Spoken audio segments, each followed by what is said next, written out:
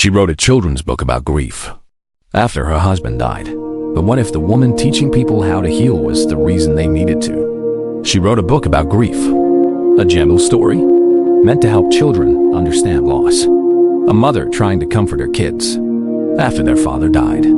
That's what the world believed. That's what everyone saw. But beneath the soft words and comforting pages, there was a truth so dark, it would shock the world. Because the woman teaching others how to live with loss was hiding something terrifying. Kouri Richins looked like someone you could trust. A mother of 3, a wife, a businesswoman building a future. Her life, from the outside, seemed stable, even admirable. Family photos, smiles, milestones, everything looked normal, safe, predictable. But sometimes, the most dangerous stories are the ones that look perfect on the surface. Her husband, Richins, was known as a quiet man, the kind of man who worked hard, stayed out of trouble, and focused on providing for his family. He wasn't loud. He wasn't dramatic. He was steady, reliable, the kind of person people don't expect to suddenly die. And then one night, he did. It was March 2022, a normal evening at home.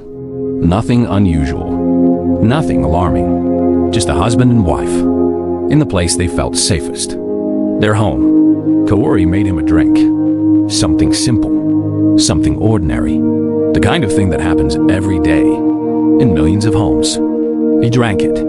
That was the last thing he ever did. By morning, Richins was dead. The shock spread quickly.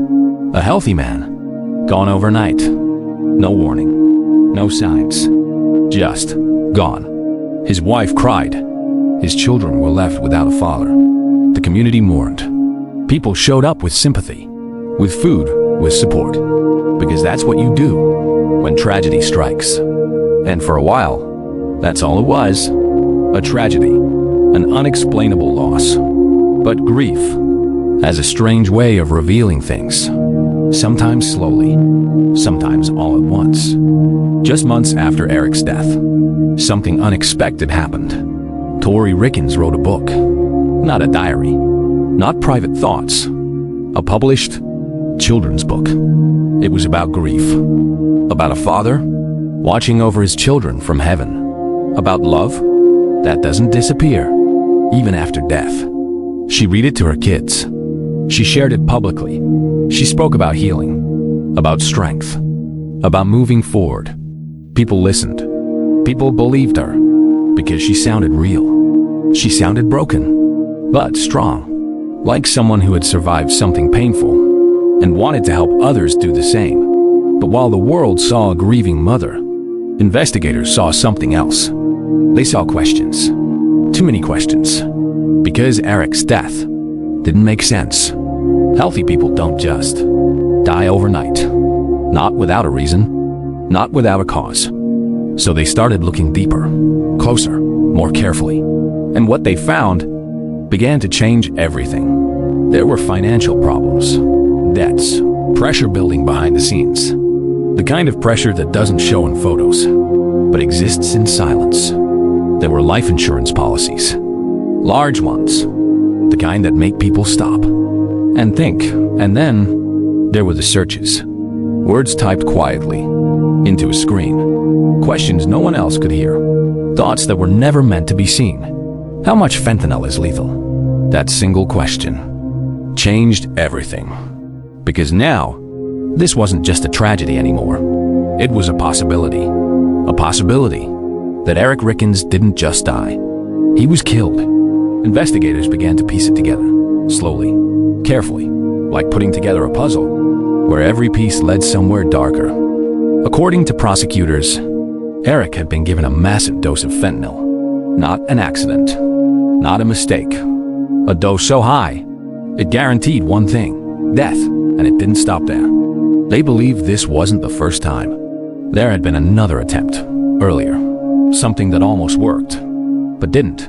And then, the final night, the drink, the dose, the end. The grieving wife was now the central suspect, the woman who stood in front of cameras, talking about love and loss, was now accused of creating it. The story spread everywhere because it didn't feel real. It felt like something out of a movie, something too dark, too twisted to actually happen. But it did. In court, the image of Kouri Richins began to change. No longer just a mother, no longer just an author. Now, a woman accused of murder. Prosecutors described a life under pressure, financial strain, desperation, control slipping away, and a decision to take control back at any cost, even if that cost was a life. The defense argued.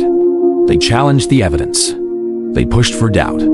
But the pieces kept aligning. The drink, the timing, the searches, the motive, all pointing in one direction. March 2026. The courtroom was silent, waiting, holding its breath. Because in that moment, everything came down to one word. Guilty. Guilty of murder. The air changed. The story changed. Everything changed.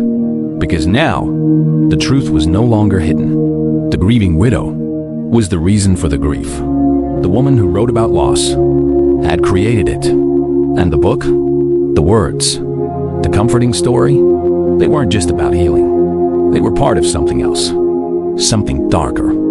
A cover. A mask. A way to control the narrative.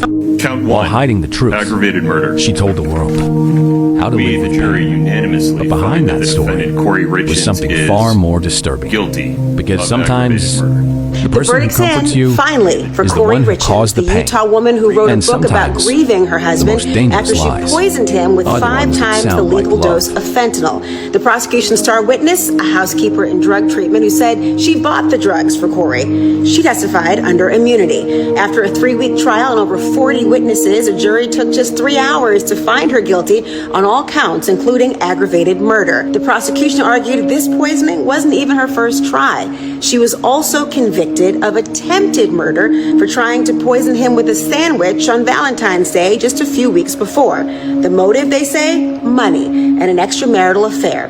Kouri was drowning in over $4 million of debt. She forged documents and committed insurance fraud, all to get her hands on Eric's estate to fund her failing real estate flipping business. Well, the defense rested without calling a single witness, and now Kouri faces up to life in prison. Her sentencing is set for May 13th, the date that would have been Eric Richins' 44th